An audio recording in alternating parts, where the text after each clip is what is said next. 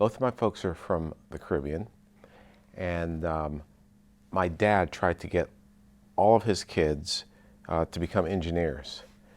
And so two of my brothers actually did. That wasn't working for me.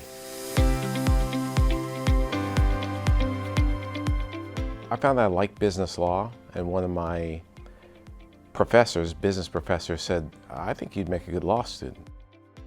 From law school, I went into private practice.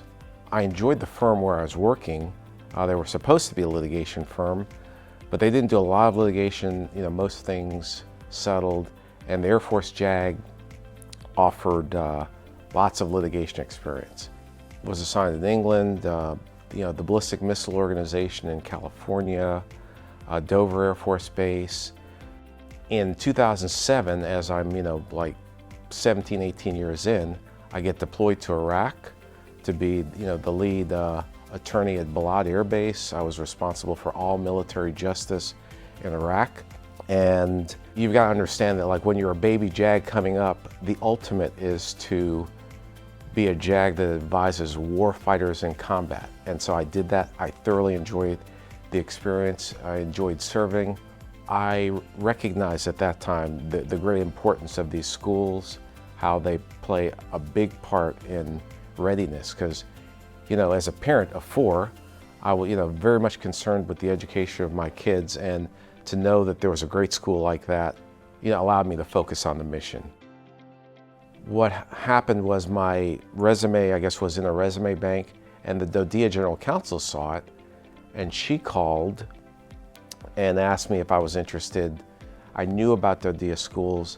I knew they were, good schools, and I thought it was a great mission, so I was happy to join the team. I'll always remember when I first came on board, just kind of marveling at the complexity of this organization. It's a worldwide organization, it's a school system, and on top you have DoD, which makes for a very complex situation. One thing that's made this job, a great job is just the caliber of the people I have on my team, just some of the best attorneys, I think, in the federal government, and some really strong relationships there. I did not aspire to be a general counsel. I actually wanted to practice labor and employment law, and really just enjoy the practice of law, do some more litigation. And so it's not something I was aspiring to at the time. I met with Mr. Kofsky, who is the senior DoD Deputy General Counsel for DoD. And I think because I wasn't really even trying to get the job, I was totally relaxed, and the interview went really well.